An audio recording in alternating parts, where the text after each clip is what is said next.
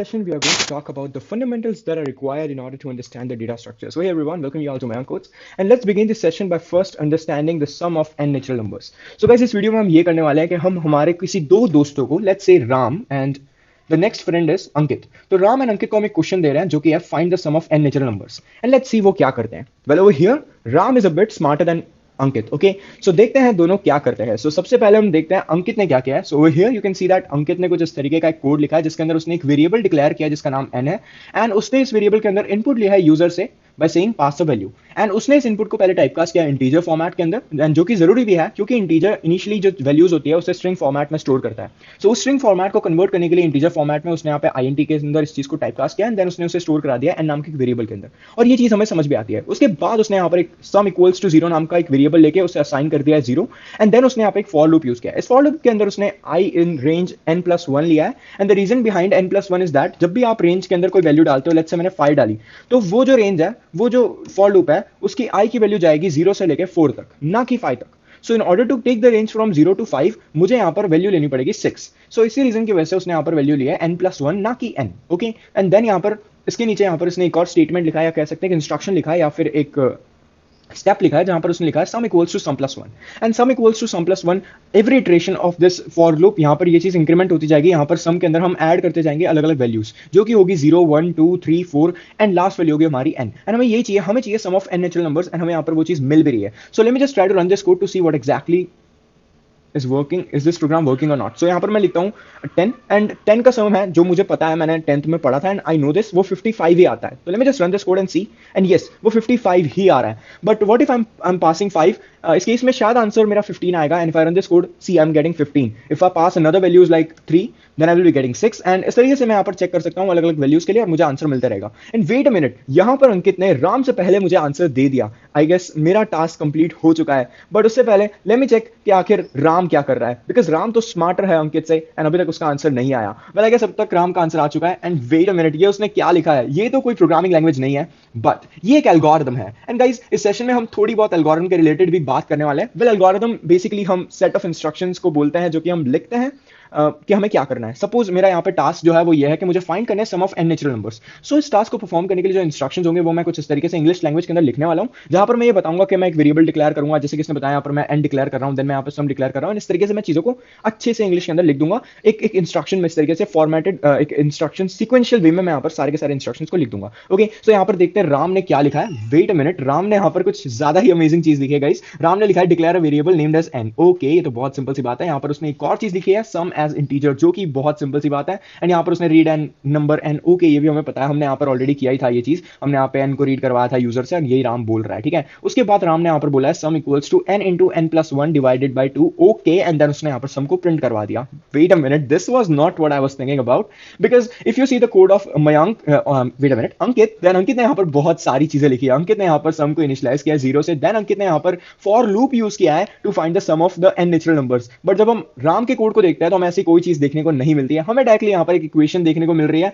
And इस equation के through हमारा सम आ जा रहा है. Well let me try to run this code to show you guys that this code is also correct. Okay, so to do so we have to just go over here and we have to type it like this as what Ram says. Ram says that n into and then we have to say n+1. okay, and we have to divide this by 2.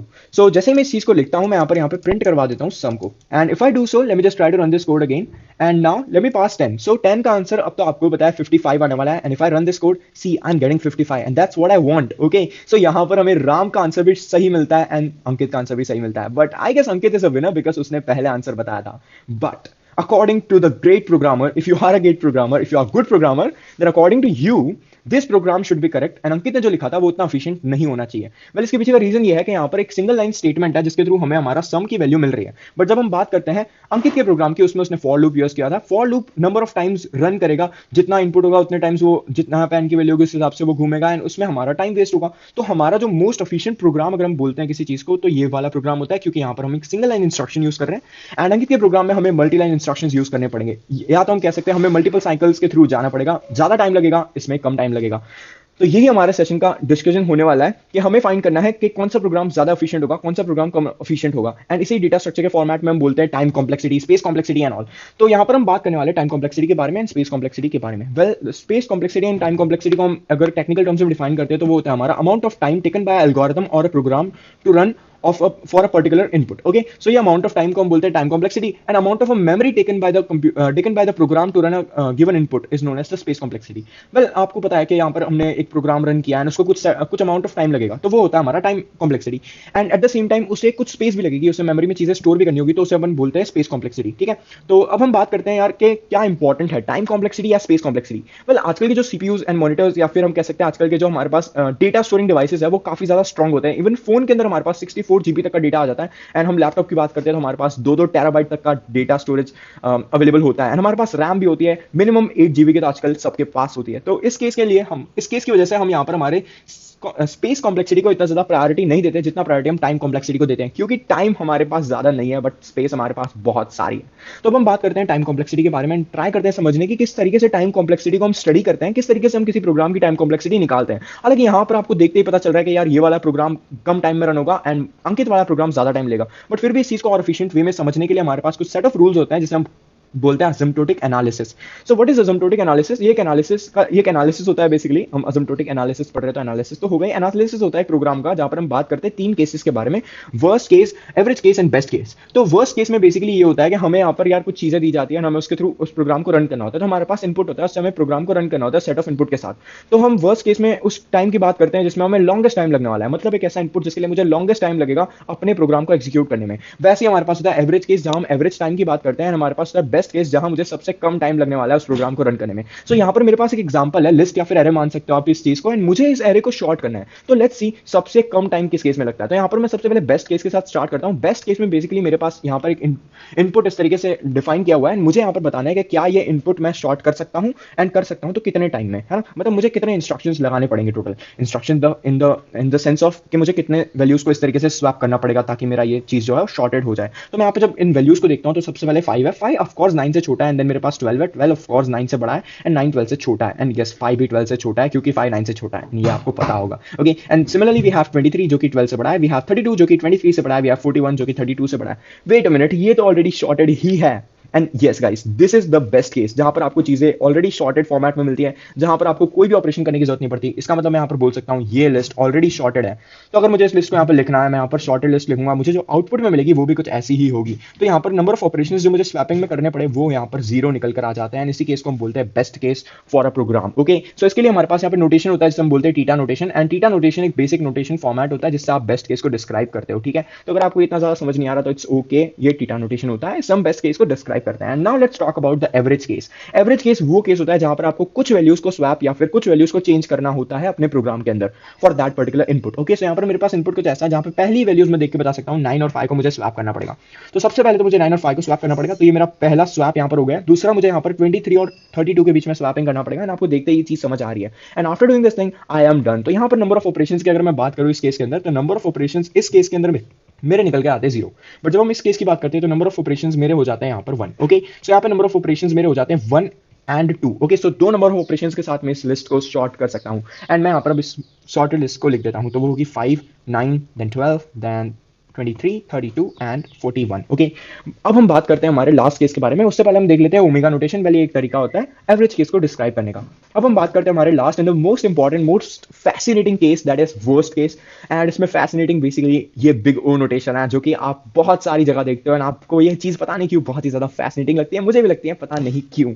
And इसके पीछे का reason भी है, आप throughout the coding career, not just in data structure, आप big O notation के साथ ही काम कर रहे होंगे, क्योंकि आप हमेशा किसी प्रोग्राम को जब भी लिखते हो तो आप उसके वर्स्ट केस के बारे में बात करते हो, आप बेस्ट केस के बारे में बात नहीं करते। मतलब आपने एक प्रोग्राम लिखा तो आप वही इनपुट देखोगे जिसमें उसको लॉन्गेस्ट टाइम लगेगा, ना कि वो इनपुट जिसमें उससे सबसे कम टाइम लगेगा। एंड आपको वही लॉन्गेस्ट टाइम को लेकर काम करना है, आपको उस लॉन्गेस्ट टाइम को कम से कम लाना है। जितना कम टाइम लगेगा उतना ज्यादा एफिशिएंसी होगा, एंड हमें एफिशिएंसी पे काम करना है। ओवरऑल डेटा स्ट्रक्चर हम इसलिए पढ़ते हैं ताकि हम प्रोग्रामिंग के अंदर एफिशिएंसी ऐड कर पाए। हम हमारे प्रोग्राम के अंदर एफिशिएंसी ऐड करेंगे जिससे चीजें जल्दी काम करेगी, एंड हमें टाइम ही तो नहीं, ज्यादा कम टाइम में ही तो चीजें करनी है। ओके, सो यहाँ पर अब हम बात करते हैं हमारे बिग नोटेशन के बारे में। सो बिग नोटेशन बेसिकली हमारे पास यहाँ पे वर्स्ट केस है। वर्स्ट केस में आप देख सकते हैं कि आपको सारी वैल्यूज आपस में स्वैप करनी पड़ेगी एंड हर बार स्वैप करनी पड़ेगी। तो मैं क्या यहाँ पर बोल सकता हूँ कि मुझे n फैक्टोरियल टाइम्स यहाँ पर वैल्यूज को स्वैप करना पड़ेगा, जो कि होगा 0 1 2 3 4 5 6 फैक्टोरियल टाइम मुझे यहाँ पे वैल्यूज को स्वैप करना पड़ेगा एंड ये होगा मेरा वर्स्ट केस। एंड उसके बाद यहाँ पर मुझे मिलेगी मेरी सारी वैल्यूज। एंड अगर आपको ये चीज़ निकालनी नहीं आती तो इट्स ओके, हम इस चीज़ को लेकर अभी इतना ज़्यादा बात नहीं करते हैं। हम यहाँ पर बस बेसिकली इस केस के बारे में बात करते हैं जहाँ पर चीज़ें डिसेंडिंग ऑर्डर में अरेंज है एंड मुझे उसे असेंडिंग ऑर्डर में अरेंज करनी है। तो ये में होगा मेरा वर्स्ट केस एंड इसको मैं बोलूँगा बिग O नोटेशन के साथ, ठीक है, डिस्क्राइब करूँगा बिग O नोटेशन के साथ। तो यही बस इतना ही होता है, इसमें असिम्प्टोटिक एनालिसिस होता है एंड टाइम कॉम्प्लेक्सिटी मैंने आपको बता दी क्या होती है, amount of time taken by program to run for a particular input and space complexity is the amount of space taken by the program in order to run that for that input, for a particular input. Okay, so now let's have a look on this calculation of time complexity. तो guys हमने अभी देखा कि किस तरीके से time complexity हम मतलब किस किस तरीके के नोटेशंस होते हैं एंड लाइक क्या होता है best case average case. But यार अगर मेरे पास एक रियल प्रोग्राम है इस तरीके का लिखा हुआ, पहले भी मेरे पास प्रोग्राम था जिसे राम और अंकित ने लिखा था, तो मैं कैसे बता सकता हूँ कि कौन सा कम टाइम लेगा कौन सा ज़्यादा टाइम लेगा। वेल यहाँ पर आप देख सकते हैं कि यार हमने इस चीज़ को बताया था कि देखते ही बता दिया था कि इस तरीके से काम करेगा, बट स्टिल हमें एक प्रॉपर फॉर्मेट या फिर कह सकते हैं प्रॉपर इंस्ट्रक्शंस चाहिए, प्रॉपर रूल्स चाहिए जिसके थ्रू हम बता पाए कि ये वाला प्रोग्राम ज़्यादा एफिशिएंट है या कम एफिशिएंट है and all things like that. Okay, so यहाँ पर मैं मान के चलता हूँ कि इस क्वेश्चन के अंदर मुझे फाइंड करना है टाइम कॉम्प्लेक्सिटी क्या होगी, ठीक है। तो हम टाइम कॉम्प्लेक्सिटी बेसिकली निकालते हैं on the basis of n and n है मेरा नंबर ऑफ इनपुट, ठीक है। एन क्या होगा मेरा नंबर ऑफ इनपुट, ठीक है। तो number of size of input कह सकते हो, कुछ भी कह सकते हो, ठीक है। तो एन डिपेंड करेगा यूजर के ऊपर, यूजर किस तरीके की वैल्यूज डाल रहा है। सो यहाँ पर मेरे पास बेसिकली प्रोग्राम है जो कि एक प्रोग्राम है जो कि काम कर रहा है बेसिकली शॉर्टिंग का, ठीक है। तो शॉर्ट कर रहा है ये एक एरे को या तो एक लिस्ट को, या आप लिस्ट मान सकते हो अगर आपने पाइथन पढ़ा, आप एरे मान सकते हो अगर आपने सी पढ़ा है, ठीक है। तो ये बेसिकली यहाँ पे शॉर्टिंग का काम कर रहा है, शॉर्ट कर रहा है एक मेरे एरे या लिस्ट को। तो किस तरीके से शॉर्ट करेगा देखते हैं। यहाँ पर सबसे पहले हम देख रहे हैं टोटल इक्वल टू 0 कर रहा है, ठीक है। उसके बाद ये for i to n - 1 i equal to 0 to n - 1, ठीक है। उसके बाद यहाँ पे एक और फॉर लूप चल रहा है, उसके अंदर ही इनर फॉर लूप बोलते हैं जिससे अपन। तो इनर फॉर लूप में गाइस अगर आपको चीज़ नहीं पता होगी मैं बता दूं, अगर ये वाला फॉर लूप n टाइम चल रहा है तो अंदर वाला भी n टाइम चलेगा, प्लस साथ में वो अपने जितना भी इसके अंदर वैल्यूज है उतना टाइम चलेगा, ठीक है। तो ये एक छोटी सी चीज़ तो मुझे बतानी थी एंड उसके अंदर यहाँ पर हमारे पास ये वाली चीज़ें भी है। तो ये वाला फॉर लूप कब तक वर्क करेगा, जब तक बाहर वाला फॉर लूप वर्क करेगा, ठीक है। तो ये वाला फॉर लूप एक बार घूमेगा फिर बाहर जाएगा फिर वापस घूमेगा फिर बाहर जाएगा फिर वापस घूमेगा, ये तब तक घूमेगा जब तक ये बाहर वाला फॉर लूप एग्जिट ना हो जाए, ठीक है। तो जैसे ये वाला फॉर लूप एग्जिट होगा हम फिर बाहर जाएंगे, फिर ये वाले फॉर लूप के अंदर आएंगे, फिर ये वाला for loop j equals to n - 1 तक ये जाएगा, n - 1 से जैसे इसकी वैल्यू ज़्यादा हो जाएगी ये इससे बाहर आ जाएगा, ठीक है। तो नहीं समझ आया तो प्लीज़ यार और कोई वीडियो देख लो, इस वीडियो में हम ज़्यादा प्रोग्राम्स के रिलेटेड बात नहीं कर रहे होंगे, है ना। फिर भी मैंने बता दिया बेसिक, तो इससे ज़्यादा अगर आपको जानना है तो आप कोई और वीडियो देख सकते हो, मेरा ही वीडियो देख सकते हो, मैंने आपको लिंक में डिस्क्रिप्शन में लिंक दे दूंगा जहाँ पर आप स्वैपिंग सीख सकते हो, किस तरीके से आप एक एरे को शॉर्ट कर सकते हो, ठीक है। तो अभी हम फोकस करते हैं हमारे टाइम कॉम्प्लेक्सिटी निकालने के ऊपर, ठीक है। तो मुझे इस प्रोग्राम की टाइम कॉम्प्लेक्सिटी निकालनी है, मैं टाइम कॉम्प्लेक्सिटी निकालूंगा on the basis of instructions that I am using, okay. So सबसे पहली लाइन जो है मैं यहाँ एक सिंगल इंस्ट्रक्शन यूज कर रहा हूँ जो कि होगा असाइनमेंट इंस्ट्रक्शन, ठीक है। तो असाइनमेंट इंस्ट्रक्शन में यहाँ पर यूज कर रहा हूँ, तो क्या मैं बोल सकता हूँ पहली जो मेरी लाइन है वो सिर्फ एक यूनिट टाइम खा रही है ना, एक यूनिट टाइम हम स्टैंडर्ड मान रहे हैं, एक सेकंड एक मिनट नहीं मान रहे, एक यूनिट टाइम, ठीक है। एंड जैसे मैं दूसरी लाइन यहाँ देखता हूँ गाइस, दूसरी लाइन में हमारे पास i इक्वल टू 0 है एंड i जा रहा है हमारा n - 1 तक। तो हम चेक कैसे कर रहे हैं इस चीज को मैं आपको बताता हूँ। यहाँ पर हम चेक कर रहे हैं कि भाई हम i को हर बार इंक्रीमेंट करेंगे, एक चीज तो ये हो गई फर्स्ट थिंग। एंड सेकंड हम क्या करेंगे, हम i को चेक करेंगे whether i is less than और equal to n - 1 not not. अगर ये दोनों कंडीशन सेटिस्फाई करेगी तो उसी केस में हम बोल सकते हैं कि हाँ ये फॉर लूप वर्क करेगा। अगर ये वाली कंडीशन सेटिस्फाई नहीं करेगी तो हम इस फॉर लूप के भी बाहर आ जाएंगे, ठीक है। तो टोटल केसेस अगर मैं बात करूँ 0 से लेकर n - 1 तक हमारे होते हैं n। एंड गाइज यहाँ पर एक और चीज जो देखने वाली है वो ये है कि n केसेस तो आपके होंगे, साथ ही में यहाँ पर दो इंस्ट्रक्शंस एक साथ चल रहे हैं, तो इसी वजह से मुझे यहाँ पर इसको 2 से मल्टीप्लाई करना पड़ेगा, क्योंकि मैं इंक्रीमेंट भी कर रहा हूँ i की वैल्यू, साथ साथ में मैं हर बार चेक भी कर रहा हूँ क्या i मेरा लेस देन या इक्वल टू n - 1 है। अगर मेरा i less than equal to n - 1 है तो ही मैं रन करूंगा, अगर ऐसा नहीं होगा, अगर मेरा i जो है वो ग्रेटर देन n - 1 हो जाएगा, इस केस में मुझे इस लूप को टर्मिनेट करना पड़ेगा, ठीक है। तो ये वाली चीज हमारे बैकएंड पे चल रही होगी, तो इस चीज को हमें थोड़ा सा ध्यान रखना है। एंड यहाँ पर हमें टोटल नंबर ऑफ इंस्ट्रक्शंस जो है वो यहाँ पर 2 ले लेने हैं, ठीक है। एंड यहाँ पर एक और चीज जो है ये n टाइम्स तक अंदर वाली चीजें चलेगी, ठीक है, इस फॉर लूप के अंदर वाली। पर ये फॉर लूप जो है वो नंबर ऑफ टाइम्स क्या n चलेगा या n+1 चलेगा, वेल मैं आपको बताता हूँ वो n+1 चलेगा। Reason behind that is very simple कि जैसे आप यहाँ पर उस लूप को टर्मिनेट करने के लिए आओगे, जब आपकी वैल्यू n - 1 हो जाएगी उस केस में क्या होगा, i की वैल्यू फिर यहाँ पर आएगी, इंक्रीमेंट होगी और वो हो जाएगी इंक्रीमेंट होके n, ठीक है। अब जैसे वो n होगी वो चेक करेगा क्या i less than equal to n - 1 है, एंड यहाँ पर ये कंडीशन जो है वो फॉल्स हो जाएगी एंड देन वो टर्मिनेट हो जाएगा, ठीक है। तो मतलब यहाँ पर दो इंस्ट्रक्शंस और हो रहे हैं हमारे, या तो मैं कह सकता हूँ हमारे यहाँ पर 2 × n + 1 टाइम्स ये लूप चल रहा है, ठीक है। तो दोनों में से कोई एक बात कहो वही सही है ना, या तो आप 2n + 2 लिखो, 2n+2 लिखूँ या आप इस तरीके से लिखूँ, दोनों ही सही बात है, ठीक है। तो यहाँ पर मैं इस चीज़ को थोड़ा सा साफ कर लेता हूँ एंड इस चीज़ को अच्छे से यहाँ पर लिख देता हूँ कि भाई ये वाला जो फॉर लूप है वो 2 × n+1 टाइम्स चलेगा, ठीक है। तो एक बार अच्छे से लिखते हैं। फर्स्ट वाला हमारा जो है वो चलेगा 1 यूनिट टाइम एंड सेकंड वाला चलेगा 2 × n+1 टाइम, ठीक है। एंड रीजन आपको समझ आ चुका है। अब बात करते हैं हम इनसाइड इनर ये फॉर लूप के अंदर वाली चीज़ों के बारे में, जो कि हमारे यहाँ पर इनर फॉर लूप है एंड इसके अंदर भी हमारे पास एक स्टेटमेंट है एंड हमारे पास यहाँ पर स्वैप करके फंक्शन भी है, ठीक है। तो बेसिकली यहाँ पर होगा ये कि ये जो फॉर लूप है इनर वाला, ये बेसिकली n टाइम्स तो चलेगा ही चलेगा। रीजन बिकॉज कि इसके अंदर फॉर लूप आने वाली सारी चीजें n टाइम चलेगी। तो मैं यहाँ पर ये लिख सकता हूँ कि भाई आपका जो ये इनर फॉर लूप है वो तो n टाइम चलेगा ही चलेगा। उसी के साथ साथ इनर फॉर लूप खुद भी तो घूमेगा एंड इसी वजह से यहाँ पर इनर फॉर लूप जाएगा हमारे j=0 से लेकर कहाँ तक, j=0 नहीं, j=i+1 से लेकर j<n-1, ठीक है। तो यहाँ पर j=i+1 है तो हमारी इनिशियली i की वैल्यू तो 0 है। इसका मतलब यहाँ पर हम ये कह सकते हैं कि हमारा j जो है वो 1 से स्टार्ट होगा एंड अगर वो 1 से स्टार्ट होगा तो वो कहाँ तक जाएगा, n-1 तक जाएगा। तो यहाँ पे जो नंबर ऑफ इंस्ट्रक्शन गाइस निकल के आते हैं वो हमारे टोटल होते हैं, एक सेकंड बस, एक सेकंड, मुझे कॉल आ रहा है एंड मुझे कॉल काटना नहीं आ रहा।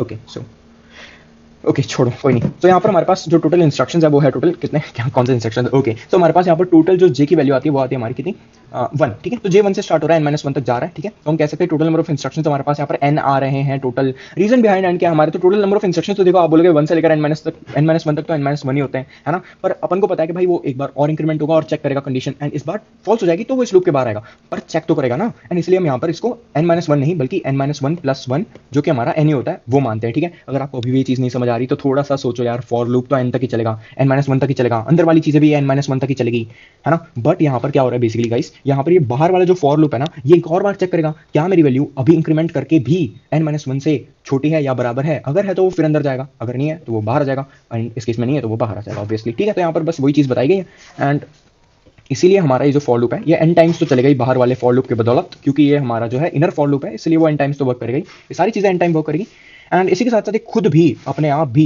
n टाइम्स वर्क करेगा एंड इसके अंदर 2 इंस्ट्रक्शंस है इसलिए हम यहाँ पर बाहर 2 लगा देंगे, ठीक है। तो इस चीज़ को मैं थोड़ा सा अच्छे से लिख देता हूँ, यहाँ पर ये हो जाएगा मेरा 2n² टाइम्स, ठीक है। क्योंकि n टाइम ये बाहर वाले लूप की वजह से चलेगा, n टाइम ये खुद चलेगा तो ये 2n² हो जाएगा, ठीक है। एंड 2 इंस्ट्रक्शंस है इसलिए हम 2 ऐड कर देते हैं, 2 मल्टीप्लाई कर देते हैं, ठीक है। इसके बाद हम बात करते हैं इफ स्टेटमेंट के बारे में। इफ स्टेटमेंट बेसिकली कब तक चलेगा, n-1 नंबर ऑफ टाइम तक चलेगा क्योंकि ये इसके अंदर है। प्लस यहाँ पर ये इफ स्टेटमेंट भी तो देखा जाए फॉर लूप के अंदर ही है, बाहर वाले आउटर फॉर लूप के अंदर, तो यहाँ पर बाहर वाला फॉर लूप अंदर वाली चीजों को n टाइम चलाएगा। तो मैं इसको इस तरीके से लिख सकता हूँ n × n-1 number of times and again यहाँ पर स्वैप को भी मैं वैसे ही लिखूंगा n × n-1 number of times, okay. So ये होता है टाइम कॉम्प्लेक्सिटी कैलकुलेट करने का तरीका। अब यहाँ पर मेन क्वेश्चन ये आता है कि n क्या है। n basically user defined input है, यहाँ पर एरे की वैल्यू, एरे की लेंथ कुछ भी हो सकती है तो वो यूजर पर डिपेंड करता है, बट जितनी लेंथ ज्यादा उतनी मेरी प्रॉब्लम है। मैं आपको इतनी सी चीज बता देता हूँ, ठीक है। वेल इसको पहले थोड़ा सिंप्लीफाई करते हैं ताकि हमें और अच्छे से समझ आए ये चीज एंड जल्दी करना पड़ेगा क्योंकि चार्जिंग बहुत कम है लैपटॉप की, है ना, मैक की, ओके, अमीर इंसान, ओके। सो यहाँ पर मैं लिखता हूँ 1+2n+2 plus n² minus n plus n² minus n, okay. So ये n माइनस n ये 2n कट जाएगा, ठीक है। सबसे पहली चीज तो देखते ही पता चल रही है, यहाँ पे 4n² प्लस 3 मेरे पास आउटपुट आ रहा है। वेल गाइस अगर आपने थोड़ा बहुत क्वाड्रेटिक पढ़ा होगा तो आपको पता है ये क्वाड्रेटिक इक्वेशन है मेरे पास यहाँ पर एंड मैं इस क्वाड्रेटिक इक्वेशन के अंदर गाइस जो कुछ चीजें जो है करने वाला हूँ, है ना। क्योंकि देखो अपन यहाँ पर टाइम कॉम्प्लेक्सिटी निकाल रहे हैं तो क्या अपन 2 या 3 सेकंड से अपन को फर्क पड़ता है क्या, और ये तो सेकंड्स है भी नहीं, ये तो टाइम यूनिट है, तो क्या आपको 2 या 3 सेकंड या नैनो सेकंड से फर्क पड़ने वाला है, नहीं पड़ने वाला। तो हम इसे नेगलेक्ट कर देते हैं इस तरीके के कॉन्स्टेंट्स को, तो मैंने इस कॉन्स्टेंट को यहाँ से हटा दिया एंड यहाँ पे मैं इसको कंसिडर नहीं करता। इसी के साथ साथ मैं यहाँ पे इस मल्टीप्लिकेशन को भी कंसिडर नहीं करता हूँ, इसलिए मैं यहाँ पर खाली लिखने वाला हूँ टाइम एज n², तो मैं इसे बिग ऑफ n² बोलूंगा जो कि होगी टाइम कॉम्प्लेक्सिटी इस अबव प्रोग्राम की। तो इस तरीके से आप दूसरे प्रोग्राम्स की भी खुद से टाइम कॉम्प्लेक्सिटी निकाल सकते हो एंड आपका यही टास्क है आज के सेशन के बाद कि आपको कुछ प्रोग्राम्स खुद से लिखना है, मैं नहीं देने वाला, एंड आपको उसकी टाइम कॉम्प्लेक्सिटी निकालनी है एंड आपको ये बताना है कि कौन सा प्रोग्राम ज्यादा एफिशिएंट होगा एक सेम क्वेश्चन को सॉल्व करने के लिए, ओके। सो यहाँ पर हम बात करते हैं कौन सी टाइम कॉम्प्लेक्सिटी ज्यादा होती है, कम होती है, ग्राफ के थ्रू। तो यहाँ पे बिग ओ नोटेशन है हमारा, बिग ओ नोटेशन हमने यहाँ पे n² का देखा। सबसे पहले देखते हैं n² कहां पर है, ओके जी, n² आ रहा है हमारा क्वाड्रेटिक के अंदर, मैंने ऑलरेडी बताया था एंड ये ग्राफ कुछ इस तरीके से जा रहा है एंड आप देख सकते हैं जैसे जैसे आपका इनपुट साइज बढ़ेगा ये ग्राफ अपना टाइम भी बढ़ा लेगा, ठीक है। तो मतलब मैंने आपको ऑलरेडी बोला था जितना ज्यादा इनपुट साइज होगा उतना ग्राफ उतनी क्या बढ़ेगी, अपनी टाइम इंटरवल बढ़ेगा उसको एग्जीक्यूट करने में। बट जब हम देखते हैं यहाँ पर एक ऐसा भी पॉइंट आ रहा है जहां पर हमारी वैल्यू जो है वो कांस्टेंट रह रही है एंड ऐसा कैसे हो सकता है, ऐसा कौन सा प्रोग्राम है जो वैल्यू कांस्टेंट दे रहा है, डिपेंड नहीं कर रहा है इनपुट के ऊपर। वेल वो ये है कि अगर आप प्रिंट करते हो यहाँ पर मयंक, सो अगर आप माया प्रिंट करते हो, लेट्स से, ओके, सो जगह नहीं थी इसलिए माया लिखा, ओके, ज़्यादा कुछ सोचना नहीं। एंड यहाँ पे जैसे आप माया प्रिंट करते हो तो आपको देखने को मिलता है कि ये प्रोग्राम इजीली एग्जीक्यूट हो जाएगा। बट अगर आप यहाँ पे कुछ और लिखते हो या फिर बहुत बड़ा स्टेटमेंट लिखते हो, स्टिल वो सेम इंटरवल ऑफ टाइम में ही रन हो जाएगा। एंड यहाँ पर हम बोलते हैं कॉन्स्टेंट इंटरवल ऑफ टाइम, क्योंकि इस इंस्ट्रक्शन को रन होने में 1 यूनिट ऑफ टाइम में लगेगा। एंड एक हो या दो या तीन हो, यहाँ पर मैं और प्रिंट लिख दूं भले, तो वो एक सिंगल इंस्ट्रक्शन होगा, सिंगल इंस्ट्रक्शन को सिंगल टाइम लगेगा। तो 1+1+1 ये सब एक कॉन्स्टेंट वैल्यू जनरेट करेंगे, 5, 6, 10, 100,000, 10,000, तो उसे हम कॉन्स्टेंट ही मानते हैं, उसे सेम टाइम लगेगा एग्जीक्यूट करने में, ठीक है। तो टाइम कहाँ ज्यादा लग रहा है? टाइम लग रहा है फॉर लूप्स के अंदर। एंड हमने देखा यहाँ पर हमारे पास फॉर लूप था, इसलिए मैं एन स्क्वायर लगा। एन स्क्वायर के अंदर हमारे पास कुछ इस तरीके का केस बन के आता है। वैसे ही होता है हमारे पास बिग O ऑफ एन, खाली एन होता है इसके अंदर। And big O of n में बेसिकली हमारे पास एक लीनियर लाइन बनती है, जहां पर हम बेसिकली इस चीज को समझ भी सकते हैं फॉर लूप यूज करके। मैंने यूज किया for I in range, and यहाँ पे मैंने रेंज ले लिया लेट्स से 10, ठीक है। तो जैसे मैं यहाँ पे प्रिंट करवा रहा हूँ हाई या कुछ भी प्रिंट करवा रहा हूँ, ठीक है। तो बेसिकली जैसे जैसे यहाँ पर रेंज की वैल्यू बढ़ेगी, यहाँ पर रेंज में एन है मेरा, तो मेरे जैसे जैसे एन की वैल्यू बढ़ेगी वैसे वैसे फॉर लूप को रन होने में टाइम लगेगा। एंड वही टाइम मेरा यहाँ पर लीनियर है, ठीक है। मतलब जितना वैल्यू एन का होगा उतना ही ज्यादा टाइम लगेगा। बट हम बात करते हैं जब फॉर इनर फॉर लूप की, तो हमारे पास दो फॉर लूप आ जाते हैं, तो यहाँ पे एन रहता है और बाहर का भी एन रहता है, तो टोटल एन स्क्वायर हो जाता है। तो ये एक शॉर्टकट ट्रिक है टाइम इंटरवल को फाइंड करने की, टाइम कॉम्प्लेक्सिटी फाइंड करने की। स्टिल अगर आप बिगिनर हो तो आपको यही मेथड फॉलो करना चाहिए, आपको एक एक करके टाइम फाइंड करना चाहिए। एंड इस तरह के क्वेश्चन प्रैक्टिस करने के बाद आप इजीली टाइम कॉम्प्लेक्सिटी फाइंड कर सकते हो। वेल, इसके पीछे का रीजन ये है कि आने वाले टाइम में बहुत बार टाइम कॉम्प्लेक्सिटी को यूज करने वाले हैं। हालांकि कॉलेज यूनिवर्सिटी में इस चीज को इतना ज्यादा इंपॉर्टेंस नहीं दिया जाता, बट इन रियलिटी ये बहुत ही ज्यादा इंपॉर्टेंट टॉपिक है। Even I can say that ये स्टैक यूज सबसे ज्यादा इंपॉर्टेंट टॉपिक है। अगर आपको ये नहीं आता, अगर आपने वो सारी चीजें सीख भी ली, कोड करना भी आ गया, तो कोई मतलब नहीं है गाइस, आपको ये पहले सीखना पड़ेगा। So with this note, I want to take a leave now. So have a nice day. Take care. Bye.